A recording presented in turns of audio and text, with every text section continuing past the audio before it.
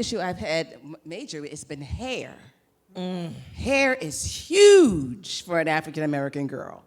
So my hair was a darker black color. I've always had short hair because my hair doesn't grow long. It's always been short. So I didn't have a problem with it, but I use wigs. So I have all these wigs. I'm looking, so now it looks like the commercials now, they're moving into more straight hair. Okay, so I have some straight hair wigs. And then they always like the curly look. So I've got varying degrees of curly. The curly, a light curl, a soft, gentle curl. Wavy curl. If it's comedy, you put on curls. You play your curl. Okay, see. Comedy is always curls. Yeah, so that's been the huge thing. So I started seeing a little bit of gray coming up, and it only sees in the front because all I can see is the front. I only see myself in the mornings when I look in the mirror.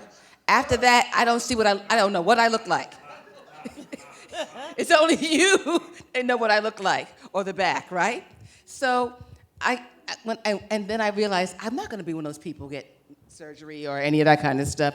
First of all, I'm in the keloid family, so I sure can't do that. But I started, putting the thing in it was eyeshadow, eye powder, and everything. And I was like, and once I do that, I feel young again. It's very interesting. And then I decided, you know what? I'm going to try the blonde. Because when I went to the hairdresser, she said, oh, my God. I guess she could see all the grays that I didn't see. So we just did this. This is new. And I said, well, I have wigs. And so, case in point, I go up for an audition yesterday. You get the call. It's for a pilot. At 2 o'clock, they want the stuff self-tape at 6. I'm that self-taping thing, the agent should rebel against it. I'm paying for an audition because I had, you have to pay to get someone to coach, not just to coach, but to tape it and to read. I ain't got time to go to your house for you to do it because it's going to take at least 30 minutes or more. And then after you send it, she said, we're looking for a Niecy Nash type. So I have to have the hair. So can you go back? So I drive in traffic home to get the wig and the hair, sending my agent pictures. This look, go back to the guy, put the wig on with the hair. And I don't know what this end of that story is, but hair is a huge issue for an African-American girl. It's huge. So. Because Cheryl, does you mind, this is the story that leads to my hair story, but a long time ago, there was a casting director that I met, and she was, really kind to me. And so there was a movie with Denzel Washington, and she was able to, try to get me in to audition. There was a role to play Denzel Washington's wife, and she came back, and because she called me, and she said that, Joyce, sorry, I tried to get you into the audition, but the producer said that you don't look like someone who would be married to Denzel. What does that mean? What does that mean? Your hair was short at the time? My hair was not short at that time. Wow. And, but that was one of those, and I went, okay, so now, I guess now you're saying, instructing the type of women that Denzel should marry, or was it about whatever that I look like was not enticing to white men? But all I know, it was very hurtful because, and then once I saw Denzel Washington's wife, I went, exactly. Exactly. I'm like, well, that look like me. But it was like, wow, this,